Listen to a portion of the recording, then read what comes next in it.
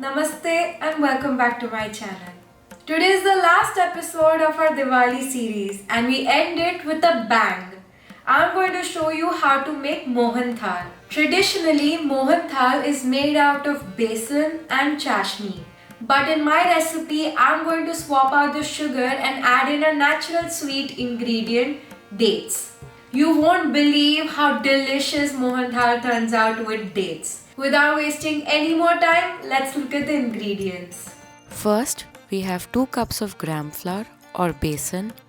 Then I have half a cup of milk with 3 extra tablespoons added to it. 3/4 cup of ghee with 3 tablespoons of extra ghee added to it. 1 1/2 cup of dates.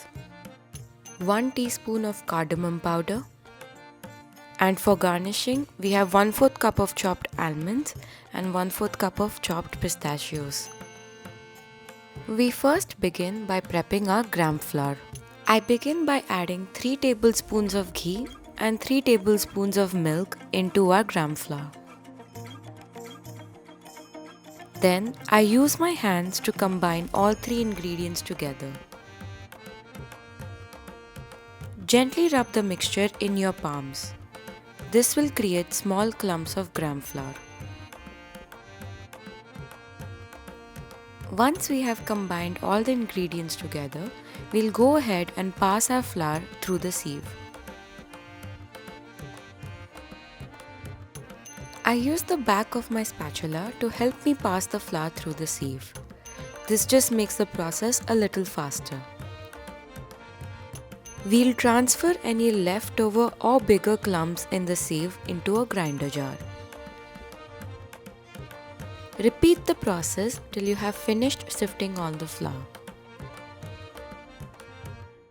Now we go ahead and grind all the bigger clumps left in our grinder jar into a finer consistency. Once grinded, we'll go ahead and sift it again.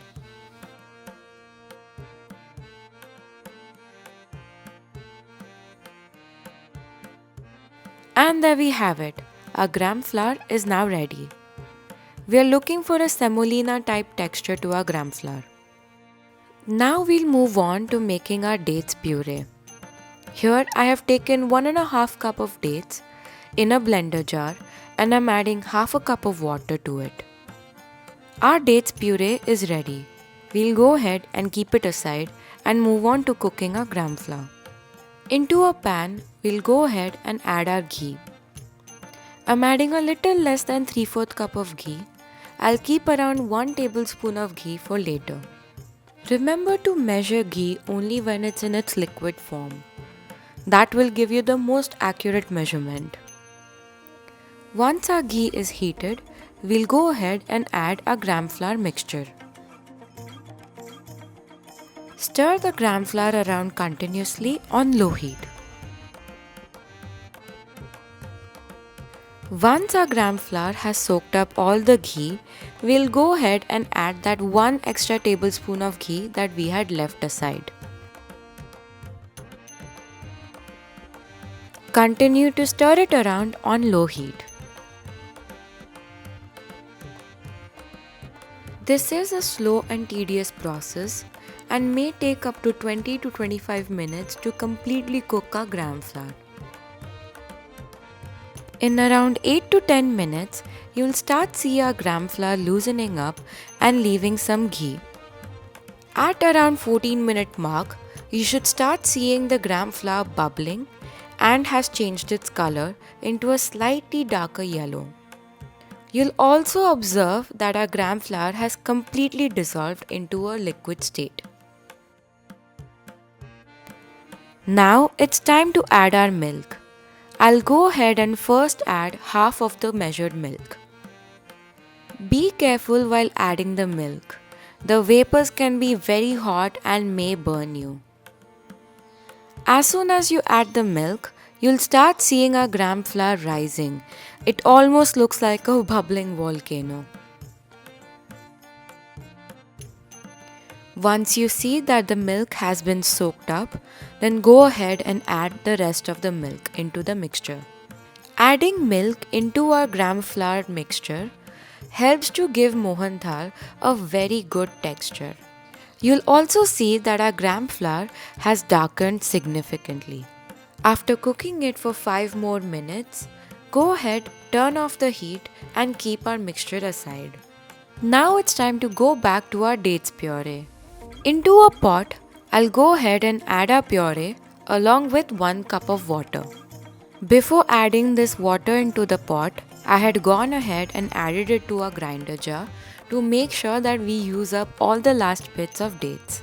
Continue to stir and simmer this puree on medium to low heat. Into our puree, I'll go ahead and add 1 teaspoon of cardamom powder, stir it well and then add a pinch of salt. Continue to thicken our puree on medium heat. As we thicken our puree, you'll start see the dates changing its color into a darker brown. After simmering our puree for 12 minutes on medium heat, you'll see that our puree has thickened and is ready to be added to the gram flour. While cooking our puree, our gram flour has had the time to come down to room temperature. That's when we'll go ahead and add our puree to the mixture. I start by adding half of our dates puree into our gram flour mixture and mixing it together. Once mixed, I'll go ahead and add the rest of the puree.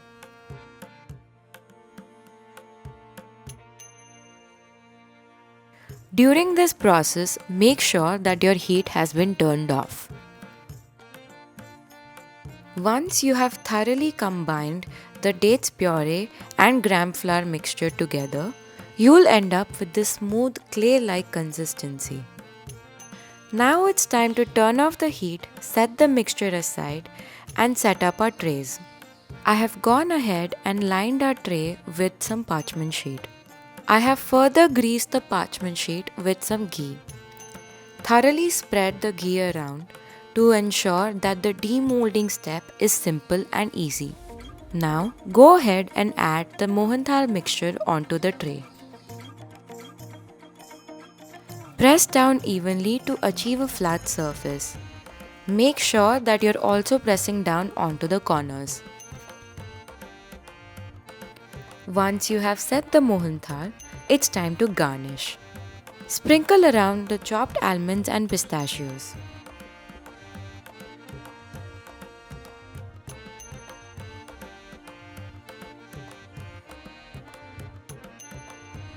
Then use your hands to spread them evenly.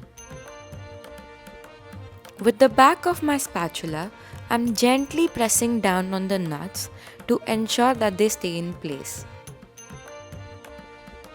And there we have it. Our Mohanthal is now ready to be placed in the refrigerator to set. I will be setting the Mohanthal for around 4 to 6 hours in the refrigerator. You can even place it overnight if you choose to. And there we have it. Our Mohanthal is now ready. It's time to demold, cut and plate.